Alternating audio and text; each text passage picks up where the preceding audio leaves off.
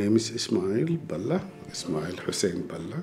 I'm the chief of the UN Office for Disarmament Affairs at Vienna.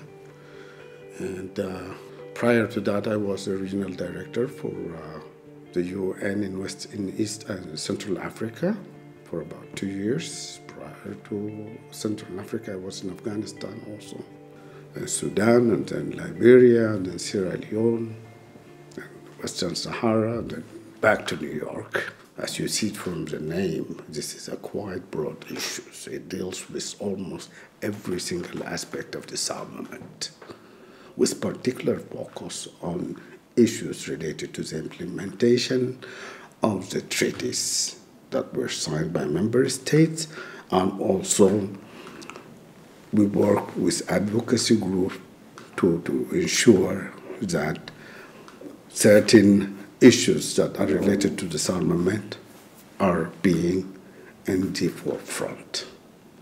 We also work very closely with academia and civil society organizations. We develop educational materials, and we help member states in areas of capacity building.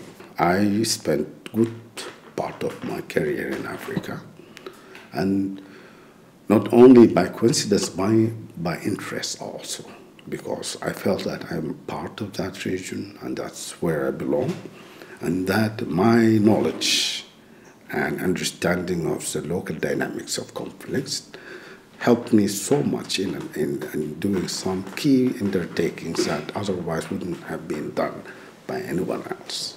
And that is the understanding of the local dynamics of conflicts. I have served, as I said, in two hot post-conflict zones. That's in Liberia in 2004. I worked there until we had the first elections, and then in Central Africa, right after the signing of the deployment of the UN troops in January 2015. Countries were emerging out of conflict, different situations, different roles. There's so much at stake at the time in terms of who to talk to, who is holding what. In many cases, there are successes in places like Liberia because there were right partners on the ground. Central Africa, no, up to now, the issue has not been resolved simply because it was prematurely done. The key players are those who have been behind or who are instigators of the conflict itself in Central Africa.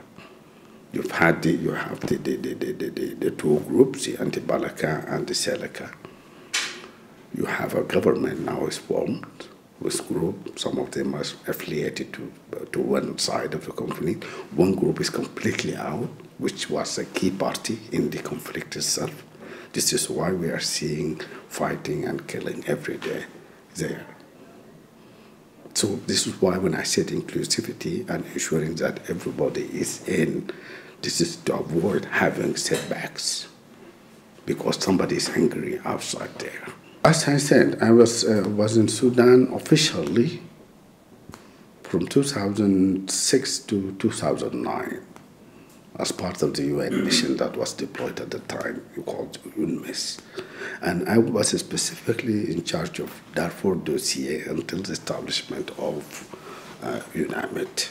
So I was very much a liaison person between UNMISS and the existing African Union mission that was there at the time.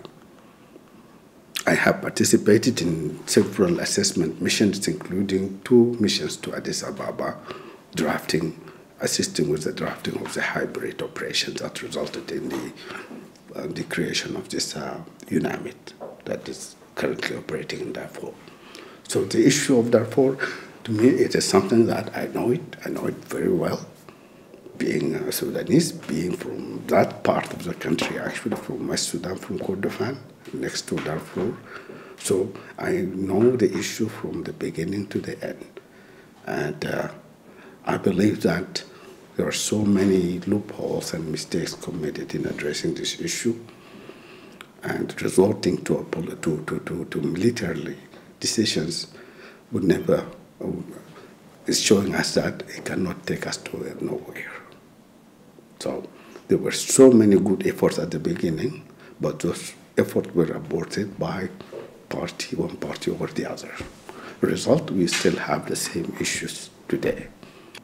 Almost 80% of disarmament issues are handled somehow here at this office in Vienna. So you can't have someone coming back and forth from New York all the time. This is why I'm here.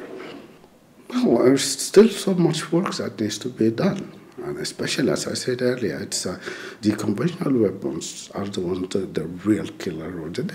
To address key issues related to the proliferation of arms, like these light weapons, trafficking of weapons, and the resolution of conflicts, ongoing conflicts. Because without conflicts, there's no need for weapons. So the two are together. At the end of the day, our main goal as the UN is peace and security of the world. Whatever that lead or take us to that venue, we will be more than happy to do. That's what we are here for. And what the UN is all about. It's about peace, security, and development.